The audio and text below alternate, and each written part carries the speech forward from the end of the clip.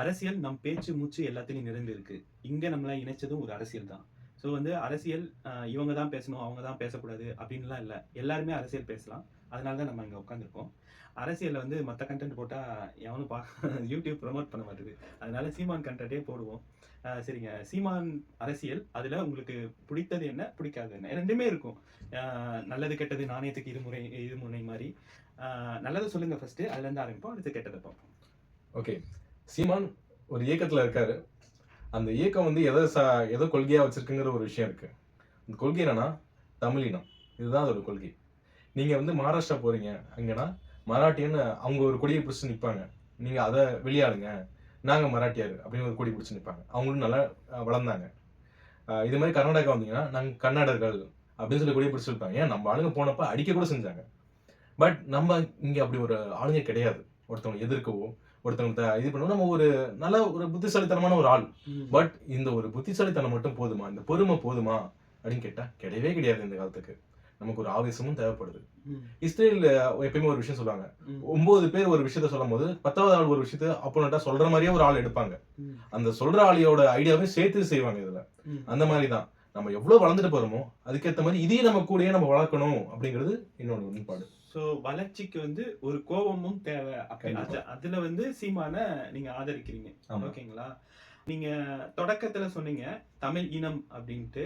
இங்க வந்து சீமான் கை வைக்கிறது என்னன்னா, தமிழ் இனம் அப்படின்றது ஒரு குறிப்பிட்ட ஆளுங்கள் மட்டும்தான் அப்படின்னு அந்த ரேசிசம் பேசுறாங்க. அத பத்தி என்ன நினைக்கிறீங்க? இல்ல கண்டிப்பா. அதுதான் அது ஒரு விஷயம் வந்து எனக்கும் சீமானுக்கும் உடன்பாடு இல்லாத ஒரு விஷயம். நம்ம சொல்லுவோம் எல்லாத்தையுமே எல்லா நல்ல குணமும் இருந்துட முடியாது. காந்தி கிட்டயும் தப்பு இருக்கு, கோட்சே கிட்டயும் தப்பு இருக்கு, எல்லா சுபாஷ் சந்திர போஸ்டையும் தப்பு இருக்கு. ஆனா அவங்கள்ட்ட இருக்க நல்ல விஷயத்தை தான் எடுத்துக்கணும். நம்ம எதை எங்க இருந்து பொறுக்கணுமோ அதை தான் பொறுக்கிக்கணும். அவர் சொல்ற விஷயங்கள் கரெக்ட் தான். ஆனா அவர் நிறைய விஷயம் தப்பாவும் சொல்றாரு. நான் இல்லைன்னு சொல்லல. நம்ம அதை ஒதுக்கிட்டு நல்ல விஷயமா மட்டும் பார்க்கணுங்கிறேன். சோ வந்து அதுல இருந்து நல்ல விஷயம்னு நீங்க எதை பாக்குறீங்கன்னா, அந்த போர் குணம் சரிங்களா? போர் குணத்தை வந்து நல்ல விஷயம் எடுத்துக்கிறீங்க. ஆனா இதுல நான் முழுதா உடன்பாடு இல்ல. இப்போ அனுசுல வந்து பேசுறப்ப கூட என்ன சொல்லியிருந்தாருன்னா, பெரியாரின் தடி முக்கியமா இல்ல பிரபாகரனின் துப்பாக்கி முக்கியமா அப்படின்னு சொல்லியிருந்தாரு. போர்க்குணம் தேவைதான். எந்த ஒரு இனத்துக்கும் வந்து ஒரு போர்க்குணம் தேவை. அது வளர்ச்சிக்காக இருக்கலாம். ஆனா துப்பாக்கி வளர்ச்சிக்காக இருக்குமா? நீங்களே சொல்லுங்க. நீங்க சொல்றது கரெக்ட் தான். துப்பாக்கி கண்டிப்பா வளர்ச்சி கொடுக்கவே கொடுக்காது. அது அழிவு மட்டும்தான் கொடுக்கும்.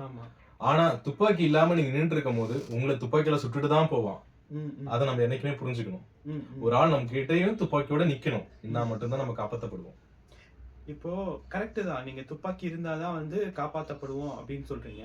அரசியல் சம்பந்தமா பேசுறதுக்கு வந்து இப்ப துப்பாக்கி வந்து ஓல்டு மாடலா எனக்கு தோணுது. எடுத்துக்காட்டா 1915ல 15ல வந்த காந்தி இந்தியாவுக்கு அப்பதான் ஃபர்ஸ்ட் வராரு. எல்லாருமே வந்து துப்பாக்கி ஏந்தணும் அப்படின்னு சொல்றாங்க. அவர் வந்து அகிம்சை வழிய பின்பற்றாரு. நானும் வந்து அதை பின்பற்றின ஒரு ஆள் தான். ஆனா எல்லாத்துக்கும் அகிம்சையா போகணும்னு அவசியம் கிடையாது. காந்தியே வந்து லாஸ்ட்ல செய் அல்லது செத்து மடின்னு ஒரு இருகலான பாதையை சூஸ் பண்ணாருதான். ஆனாலும் வந்து துப்பாக்கியை எப்படி ஹேண்டில் பண்ணணும்னு தெரியணும்ல. இப்போ ஒரு கோபம் முக்கியம், கரெக்டு தான் நீங்க சொல்ற மாதிரி. ஒரு உணர்ச்சிகரம் எப்பயுமே வந்து பேஸாவே போக முடியாது. ஆனா துப்பாக்கிய நம்மளாவே சுட்டுக்கிற மாதிரி சீமானோட வார்த்தைகள் எனக்கு தோணுது. உங்களுக்கு எப்படி இருக்கு? இல்ல நான் அதை அவமதிக்கிறேன். நிறைய டைம் அவர் வந்து இத மீறாதுதான். இல்லன்னு சொல்லல. நான் ஏன் அவர் ஆதரிக்கிறேன் அப்படின்னா, நீங்க நல்லா பாருங்க. இங்க இப்ப தமிழ்நாட்டுல இருக்க அரசியல்வாதிகள்ல பேச்சு திறமை உள்ள அரசியல்வாதிகள் யாருன்னு சொல்லுங்க. ரொம்ப கம்மி. நீங்க நம்ம சொல்லலாம், நம்ம திக இயக்கத்துல இருந்தோ இல்ல அதை சார்ந்த இயக்கத்துல இருந்தோ இல்ல மத்த இயக்கத்துல இருந்தோ நிறைய இயக்கம் இருக்கு. அதுல நிறைய பேச்சாளர்கள் இருக்காங்க. பட் அவங்க தீவிர அரசியல்ல இல்ல. இதுதான் ஒரு பெரிய விஷயம். நீங்க அந்த காலத்துல பாத்தீங்கன்னா யார் பெரிய அரசியல்வாதியா வருவாங்கன்னா ஒரு நல்ல ஸ்பீச், யாருக்கிட்ட நல்ல ஒரு பேச்சு குணம் இருக்கும் அவங்களாலதான் வர முடியும். அப்படிதான் வந்தாங்க. ஆனா இங்க அப்படி கிடையாது. இப்ப யார்கிட்டயுமே பேச்சு குணம் கிடையாது. எல்லாருமே வளர்ச்சியை நோக்கி விடுறாங்க. வளர்ச்சினா என்னன்னு நினைக்கிறீங்க? வளர்ச்சின்றது நான் வந்து நம்ம மனதளவுல வளர்ச்சியை தான் நான் வளர்ச்சின்னு பாக்குறேன். ஓகே. உங்களுக்கு நீங்க உங்கள்ட்ட இருந்து பாக்குறீங்க. இதை கொஞ்சம் தள்ளி இருந்து பாத்தீங்கன்னா உங்க தெரு வளரணும். அப்பதான் உங்க வீடு நல்லா இருக்கும். உங்க ஊர் வளரணும். அப்பதான் உங்க தெரு நல்லா இருக்கும். உங்க நாடு வளரணும். அப்பதான் உங்க இந்த உலகம் நல்லா இருக்கும். அதுதான் ஒரு சின்ன கான்செப்ட். கரெக்ட் தான். இதுக்கு வந்து இது பத்தாது, இந்த அரசியல்வாதிகளோட பார்வை பத்தாதுன்னு தோணுது.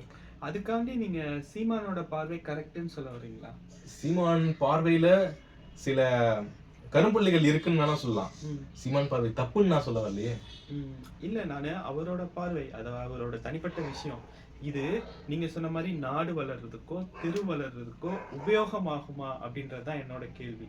நடுவுல கூட வந்து சிவநாடார் பொண்ணு வந்து நீங்க பேரை வச்சுக்கிறதுல, பேருக்கு பின்னாடி ஜாதி வச்சுக்கிறதுல என்ன ஒரு தப்புன்னு சொன்னாரு. அந்த மாதிரி ஒரு அத குடிப்பெயர்ன்னு சொல்றாரு, ஜாதி பேரை.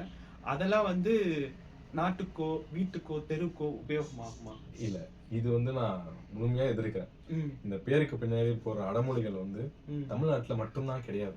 ஆமா. இதை நான் ரொம்ப அவமதிக்கிறேன். ம், ம். இது மாதிரி ஒரு வளர்ச்சி கொண்டு வந்தது பெரியார் தான். அதை நாங்க எதிர்க்கவும் கூடாது. அது எதிர்த்தா அதுதான் பெரிய பாவமா இருக்கும். ம், ம். நம்ம ஒத்துக்க, நான் தான் சொல்றேனே, சீமான்ட்டுக்கு நல்லதை ஒத்துக்கிற மாதிரி பெரியார்ட்டையும் நல்லது நிறைய இருக்கு. ம், ம். ஒரு சில விஷயங்கள் தப்புங்கள் இருக்கலாம். ஆ. அதுக்காக அது எல்லாமே அவர் சொன்னது எல்லாமே தப்புன்னு சொல்லிட முடியாது. ம். நம்ம எல்லாத்துல இருக்க நல்லதை தான் நம்ம எடுத்துக்கணும். ஓகே. இப்போ குறைகள் அப்படின்ட்டு படுறத நான் எனக்கு படுறத சொல்லிட்டேன். உங்களுக்கு இந்த விஷயம் வந்து ரொம்ப குறையா படுது அப்படின்னு சீமான்ட்ட ஏதாச்சும் பாக்குறேன். சீமானின் குறைகள் நீங்க கேக்குறீங்க. சீமான் இருக்க குறைகள் என்னன்னா, நான் பிடிச்ச முயலுக்கு 3 கால்னு சொல்ற ஒரே அளவு தான்.